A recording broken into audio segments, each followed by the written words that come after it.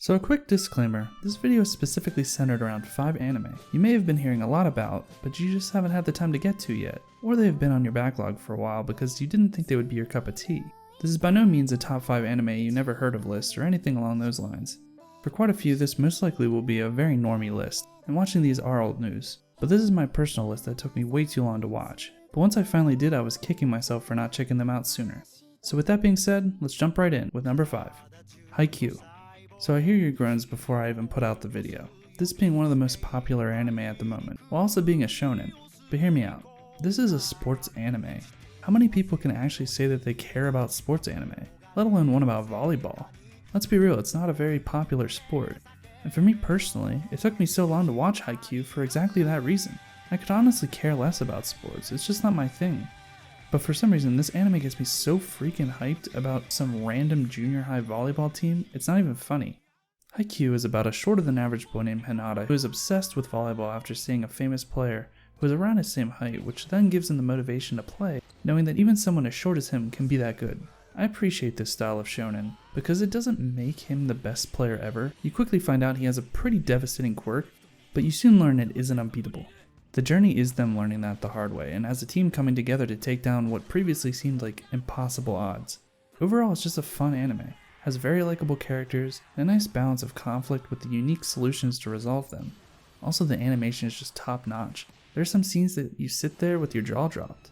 So if you have had this one on your list for a while, but didn't think you would really get into it because it's a volleyball anime, well, I say finally give it a shot. I was hooked by the end of the first episode, and now I even catch myself on the edge of my seat yelling at the screen as if I was watching a real volleyball match. Okay, number 4, Erased.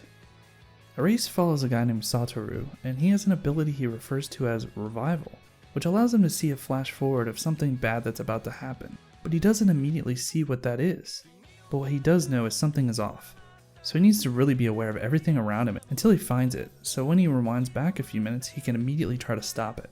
This revival ability usually triggers when something truly tragic is about to happen, but suddenly you realize things are a bit different after one that directly affected him took place. He is all the way back as a kid in grade school again. This specific revival takes him so far back that he is now a child again and he has to figure out why. I won't get much more into detail on spoiler territory, but he needs to find a way to prevent a series of murders that take place this year of his childhood. The anime is basically him trying to piece together clues of an 18-year-old unsolved case, specifically trying to save his friend that he knows is one of the children who are murdered. So Erased is an emotional tearjerker, as you can probably imagine, while also being a very unique take on a classic whodunit. I recommend this one to anyone really, regardless of your taste in anime. Erased is overall just an excellent story, and if you're a fan of mysteries, you will instantly be sucked in. Number 3, Konosuba. Now on a more lighthearted note, Konosuba is just an all-around riot. There isn't an episode that I don't remember laughing at least once. And this isn't just any old average isekai either. This one feels more real, to the point of what any shut-in weeb such as myself would do in this specific situation. So basically, the main character Kazuma had a rather untimely death in the most embarrassing way possible. But in the result of his death, he meets a goddess named Aqua who offers to bring him back to life in a parallel world. I know, this sounds like every other isekai. But wait, here's the twist. She offers the choice of any superpowered item or ability to bring with him. But using his years of gaming experience, he instead chooses Aqua herself, thinking she would give him an advantage by having a god by his side. He quickly regrets his decision after realizing how useless she is though. But unlike other isekai, Konosuba shows just how unprepared somebody who spends all day playing MMOs would actually be if they were stuck in one. It's a hilarious journey of building up their party to even more absurd heights by adding members such as Megamine, who has the power of unbelievable explosion magic, but she collapses after every use. And Darkness, their tank, who loves getting beat up a little too much. Needless to say, this is all the fan service you would expect from your isekais, mixed with tons of mindless humor.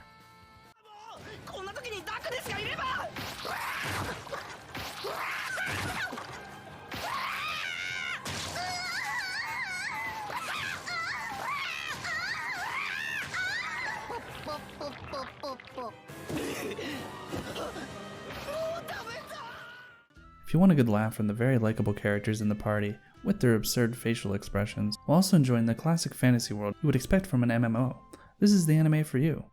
Number 2, Steins Gate. This is actually in my top 3 anime of all time. I absolutely love this one. I always try to recommend it to people and they always come back with the, Well, I heard it takes a while to take off. Well, that is true. It takes about 10 episodes to really start to get going. That may sound like a lot when the whole show is only 24 episodes, but don't get me wrong, even though not much happens in the first 10 episodes, they are still very important. It helps really build up the story while introducing you to the characters, and having that background to the plot is essential for the second half of the show.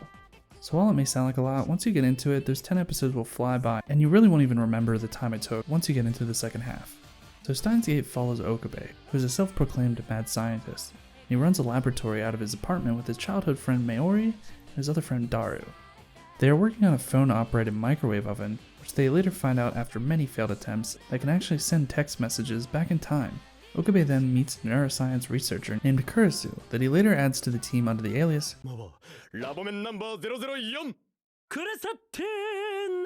who then creates a device that can send memories through the microwave and essentially allowing the user to time travel. This to me was just a super unique take on time travel, and I was all about it. Sometimes time travel when used in certain forms of media is a cheap deus ex machina, but when utilized properly and revolving the whole plot around it such as Steins Gate does, can allow for a truly compelling narrative. But as you may know, when time travel is involved, there can be complications. And without diving deeper into spoiler territory, the story gets very deep and heart-wrenching very quickly. I remember the first time I experienced this anime, and just the sheer amount of defeat and anguish time travel can cause had the feelings pouring in. So if sci-fi time travel kind of stuff interests you, I would totally recommend Steins Gate. Hell, even if it doesn't, I would still recommend it. It has great characters, a heap load of suspense, a looming conspiracy in the shadows, and even cat girls. So regardless of your taste in anime, you can't go wrong with this one. But I just have to mention, typically I am more of a sub over dub fan, but I have to say this one is one of the better dubs out there, if you can't deal with the subtitles. But you will be missing some fantastic moments like this. Hey master, I am mad scientist. It's so cool. Son of a bitch. Hi, 何ですか? 日本語で OK か? And for number 1, Boku no Pico... Wait, wrong video, 1 second. Number 1, Hunter x Hunter. Okay, that's better. So what can I say about this one? I know this is probably an anime most have already watched, and if you haven't, you've surely heard about it. But for me, I always saw it and thought it looked a little too kiddie, just judging by the art style. But looks can be deceiving. This is a good case of don't judge a book by its cover, because boy was I wrong. Hunter x Hunter is set in a world where hunters are considered elite members of society, where just being one grants you special privileges that others without a license would not normally get. They are essentially treasure hunters, explorers, and bounty hunters all combined into one. The main character we follow is a young boy named Gon, who wants to become a hunter just like his father, who has been missing since he was little. Gon soon realizes while taking the hunter exam that this will not be such an easy task. He meets other talented, soon-to-be hunters along the way, while forming up a little group consisting of Leario, Kurupka, and his best friend and rival, Killua. This anime is just one long epic journey. It has some of the best writing in any anime I've seen, while also keeping it lighthearted and entertaining 1 minute, and the next switching gears into some intense oh shit moments that I was not prepared for when I first started. Usually there's an arc or two that I just don't vibe with in shonen, but I can't say that about Hunter x Hunter. Every arc was so unique and different that I was just on the edge of my seat through the whole show. Favorite arc being their own little version of an isekai. It was so unexpected and yet so freaking cool. Hunter x Hunter is just amazing all around. Fantastic characters, a beautiful world, top-notch writing, and some tear-jerker moments. If you were like me and you thought it may be kind of childish, think again. This is not what I was expecting. I will always recommend this anime to anyone and everyone. And you can't forget the best reason to watch, Hisoka.